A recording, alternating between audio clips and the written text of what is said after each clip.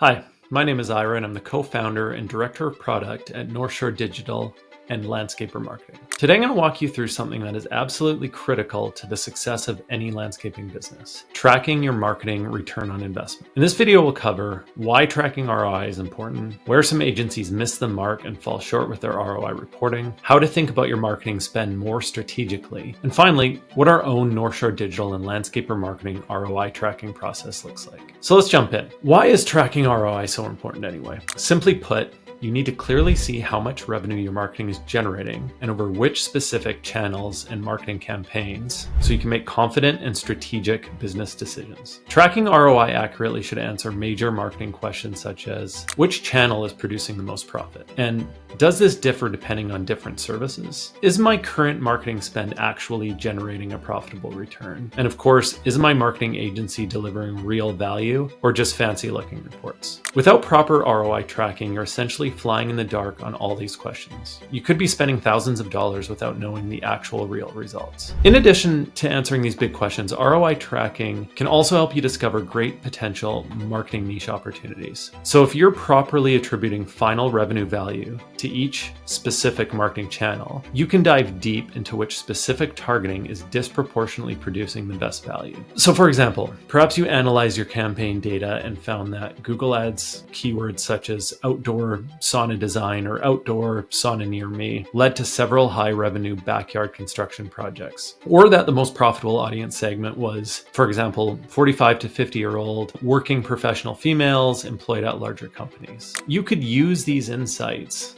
to target more precisely or bid higher on these specific attributes in order to optimize campaigns further and improve ROI. So in summary, there are three big reasons why tracking ROI is vital. It shows what's working, it helps optimize your marketing spend, and it unveils opportunities for more growth. So next I want to briefly cover how a lot of marketing agencies miss the mark on ROI tracking and reporting so that you can know what to look for when hiring an agency. Given the importance of ROI reporting, you would assume that most marketing agencies have this dialed in. Unfortunately, it isn't typically the case. While most agencies will say their MO is generating leads and revenue for your business, only a few of them actually measure this effectively and show it clearly on their reporting. Most of them focus on what I like to call proxy, or even worse, vanity metrics. These are metrics such as impressions, clicks, click-through rates, and conversions. And while some of these metrics can be useful, and we definitely use some of these ourselves to adjust and optimize our own marketing campaigns, they definitely can't help you calculate your actual ROI, and potentially worse, can give you a false sense of what's actually happening with your business. So let's look at a few of the metrics agencies commonly share in reports and what they actually mean. So you see this metric impressions. So impressions just means how many times your ad was seen. And so this can be pretty vague when it comes to, say, a Google Ads campaign or a Meta campaign. So you can be scrolling quickly through Facebook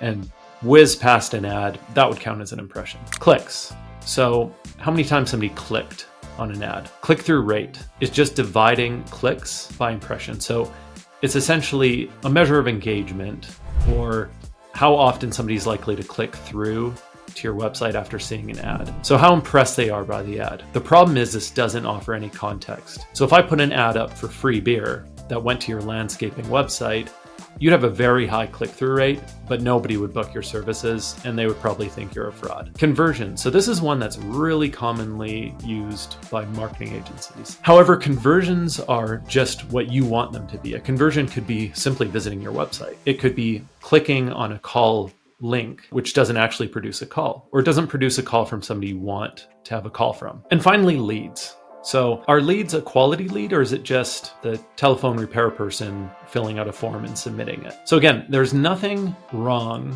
with showing these metrics on a report to add context, so long as the most important numbers, namely revenue and ROI, are also clearly highlighted. When hiring a marketing agency, we would recommend asking for a sample report and inquiring specifically as to how they collect and report on ROI data. So next I want to talk a little bit about how to think about ROI in your landscaping business. So a lot of landscaping owners will ask us, what's a good ROI for my company? Or what's a good ROI for the industry? Or what's a good ROI for a specific marketing channel like Google Ads? My answer is always, there's no specific good ROI number. Goal ROI is very dependent on your specific business and your business objectives. So determining your goal ROI requires insight into three major organizational variables. First, What stage is your company at? Are you a new business trying to gain visibility, or an established and well-known company with solid brand awareness? For example, if you're a new unknown company, you'll almost certainly have to invest a higher percentage of your revenue on marketing compared to a similar company offering similar services that has been around longer and is better known.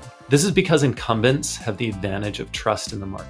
They'll have more reviews, more name recognition, a better referral engine, and more advantages. In order to overcome this disadvantage, you simply have to work harder and invest heavier on the marketing side. Second, what are your growth goals? Are you simply looking to replace revenue, or grow modestly, or scale aggressively? Let's use the example of two fictional landscaping companies that are the exact same size and offer the same services. So Slow Growth Landscaping, for example, is a $2 million company deriving 50% of their revenues from recurring maintenance and 50% from landscape design and construction. Their goal is to simply maintain $2 million in revenues year over year. So let's say their retention rate for maintenance is 90%. This means they'll have to replace 55% of their total revenue each year. They also keep really good sales records and know that about half of their construction revenue comes through referrals, since they're relatively well established and have a good network of contractor and builder contacts. This means that they have to generate 30% of their revenue each year from new customers, equating to approximately $600,000 that needs to be generated from marketing. Given their profit margins, they budget to spend 10%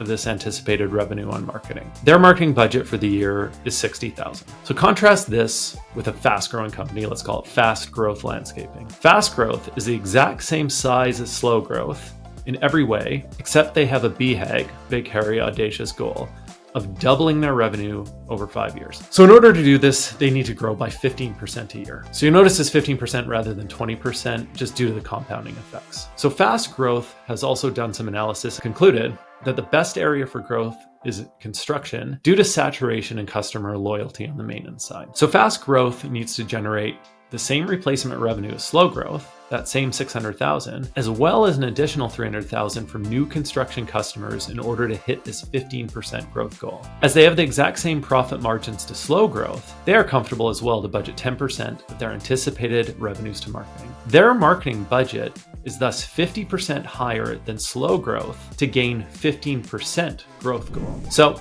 finally, how are your profit margins? Are you operating on razor-thin margins, or do you have a very efficient systems and lots of profit? Do certain services have higher margins than others? In a world of perfect information, you should typically spend up to the point in the curve where $1 of spend will produce $1 of profit. And let me be very clear that this is profit and not revenue. In the landscaping industry, however, you are never operating with perfect information, and it is very hard to precisely estimate profit year over year. This is because variables such as staffing expense, market demand, consumer price sensitivity, inflation, and equipment material prices are in constant flux. However, for the sake of simplicity in this example, I'm going to assume that both companies have perfect and unchanging data about their profitability. So High Profit Landscaping has a $1 million company that specializes only in irrigation maintenance services. Due to this specialization and running really efficiently, they run a 30% profit margin. On the flip side of this, Low Profit Landscaping, specializing in residential design and construction,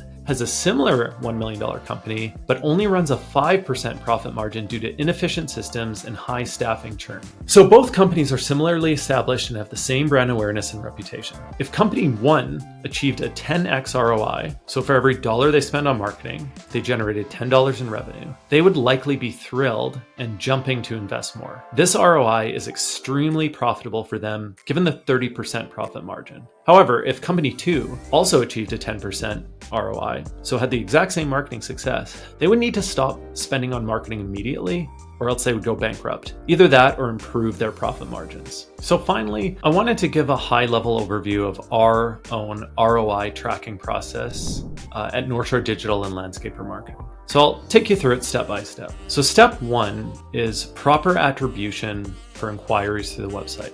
So we track and attribute every marketing source that generates a website inquiry by configuring special website phone call tracking, inquiry form tracking, and depending on how you have your website set up, even chatbot or calendar booking analytics. So this allows us to point back not only to the marketing channels, so did the inquiry come from Google Ads, Meta Ads, local service ads, SEO, or even emerging sources like AI search engines, but also dive into specific campaign, ad copy, keyword, or even audience details. details. Step 2 is inquiry qualification. So not all inquiries are created equal.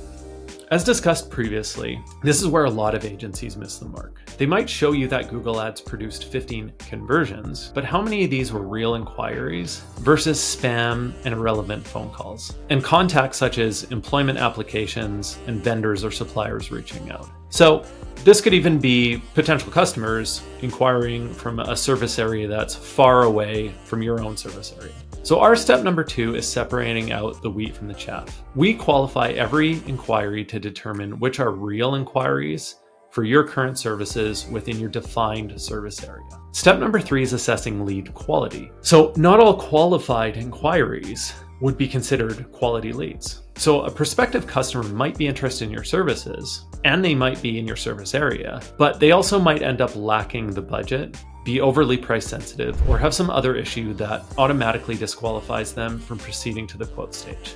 So this is where we have something called lead alignment. Our clients give us feedback, either directly or through our monthly consultations, or even provide us with access to their CRM so that we can do that work for them. In this step, we want to know what percentage of qualified inquiries end up being quality leads and connect these quality leads back to those original marketing channels. Step number 4 is calculating lead value and revenue tracking. So the final step required for the ROI measurement is tracking which of the quality leads from the previous step convert into actual customers and the revenue associated with each of these converted customers. This will not only show accurate ROI data, but will help address bottlenecks in the sales process. For example, if marketing efforts are delivering a lot of high quality leads, but barely any of these are converting to paying clients, perhaps there is an issue with the time to get back to the lead, which is a very common issue in low-hanging fruit, or something else like the sales presentation or even pricing or quoting process. Okay, so step number 5 is just circling back. It's iterating and improving. So once we have full clarity on which campaigns are generating profitable revenue, we can reinvest in what's working well, eliminate what isn't, and optimize campaigns. So this is where real improvement happens.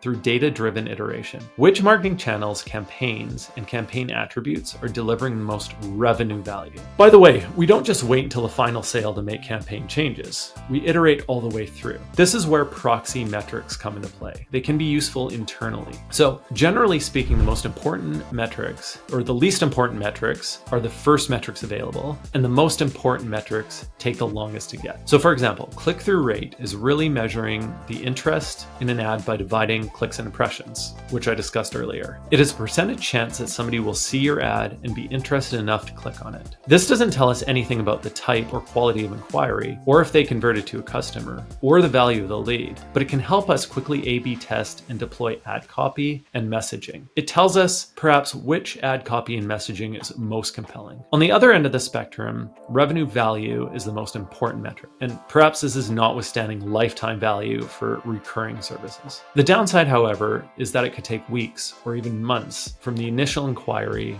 to the final sale. Okay, so that's just about it from our process. In conclusion, marketing should never feel like a gamble. Putting in a little effort to track your ROI is essential. You gain full visibility into what's working, what's not, and where to scale with confidence. At Landscaper Marketing, our entire ROI process is built around one core principle. Your marketing should generate measurable profit, not vanity metrics, not guesses, real revenue.